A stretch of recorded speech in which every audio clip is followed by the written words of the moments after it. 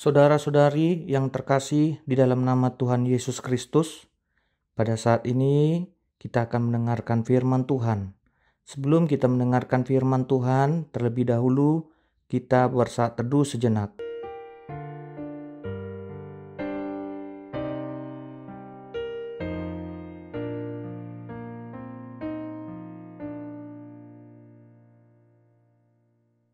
Amin.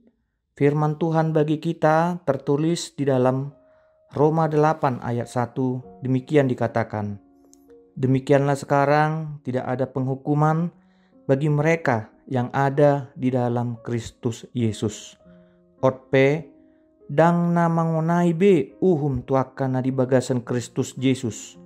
Aka naso marpangalaho marguru tu daging, na marguru tutod dido." Judul nas renungan kita adalah tidak ada penghukuman di dalam Yesus.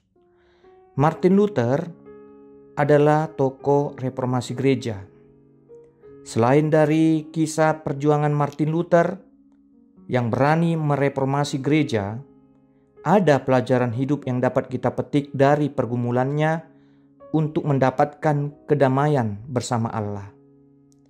Saat Martin Luther tinggal di biara, dia berusaha mengabdikan diri dengan puasa, membaca Alkitab, berdoa selama berjam-jam, dan melakukan pengakuan dosa. Dari sikap ketulusan dan kesungguhan hati Martin Luther saat membangun imannya kepada Tuhan, dia pun makin sadar akan keberadaannya yang penuh dengan dosa. Untuk menghilangkan rasa khawatir Martin Luther yang berlebihan akan dosanya, maka Johann von Staupitz mengarahkan Martin Luther berkarir dalam dunia akademis. Pengalaman Martin Luther sewaktu di biara dan bidang akademis mendorongnya untuk mengatakan bahwa kita tidak harus memandang dosa-dosa kita sebagai hal-hal yang sepele atau hal yang tidak penting.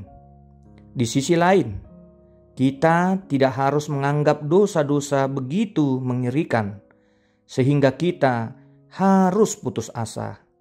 Belajarlah untuk percaya bahwa Kristus diberikan bukan untuk disia-siakan atau diremehkan, bukan untuk satu atau dua pihak, tetapi untuk semua orang.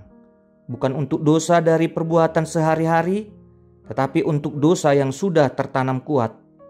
Saudara-saudari, dari kutipan kisah Martin Luther ini maka kita dapat terbantu untuk memahami nas renungan saat ini.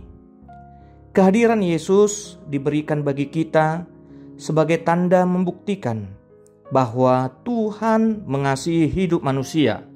Di dalam rupa kemanusiaannya, Tuhan ikut turut hadir merasakan penderitaan manusia. Atas dasar kasih Tuhan, Yesus rela menanggung hukuman atas dosa yang diperbuat manusia. Hukuman atas dosa manusia telah ditebus dengan memberikan kehidupan yang kekal. Marilah kita bersukacita menerima kasih Allah. Kita dipanggil untuk menghadirkan kasih Tuhan Yesus bagi setiap orang. Amin. Kita berdoa. Ya Tuhan, Engkau hadir di dalam kehidupan kami, di dalam diri kemanusiaan-Mu Tuhan, untuk menunjukkan betapa besar kasih-Mu. Di dalam diri Yesus kami menemukan kasih dan kemurahan Allah. Engkaulah Tuhan yang patut kami sembah. Engkaulah Tuhan yang penuh dengan kasih dan cinta. Engkau telah menebus kami Tuhan atas dosa-dosa kami. Oleh karena itu, ajarilah kami di dalam kehidupan kami ini, sewaktu kami akan mengawalinya. Engkau kuduskan kami Tuhan, supaya kami dapat mengawalinya dengan kebaikan dan kemurahan yang daripada-Mu saja. Kami percaya hidup kami Engkau jadikan berkat bagi saudara-saudara dan sesama kami. Ya Tuhan, terimalah doa kami ini di dalam nama Tuhan Yesus.